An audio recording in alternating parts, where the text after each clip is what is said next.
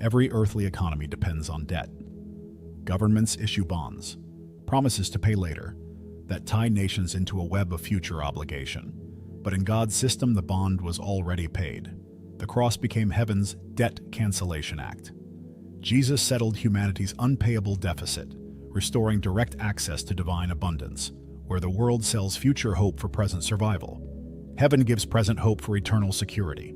In this divine market, faith replaces leverage. Investors in God's economy don't speculate, they sow. The return isn't measured by market yield, but by transformation yield. Lives changed, purposes restored, peace overflowing.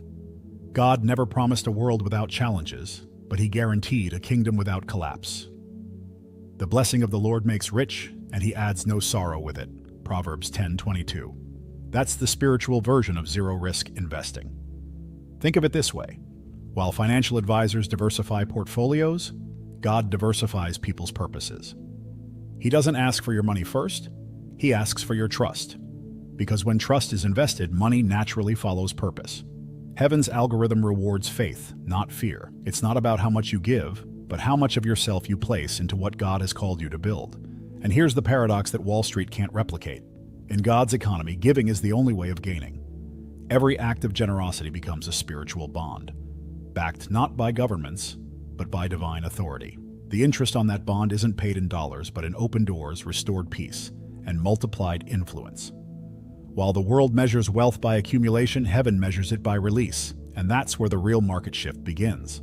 The divine law of exchange. In heaven's economy, everything revolves around giving and receiving, not as a transaction, but as a transformation. The world says, buy low, sell high. God says, give freely, and it will be given to you. Luke 6:38. This is the divine law of exchange. It's not about manipulating outcomes. It's about aligning with spiritual flow. Every seed sown in love enters a market that never loses value because God Himself guarantees the return. In the world of money and business, risk is measured in percentages. In the kingdom, it's measured in faith. Think of bonds again. When a government issues one, it's promising to pay later, often at a higher cost. But God's exchange rate works backward. He gives first. Creation itself was His investment. He breathed value into dust and received worship in return. Every divine transaction starts with grace, not demand.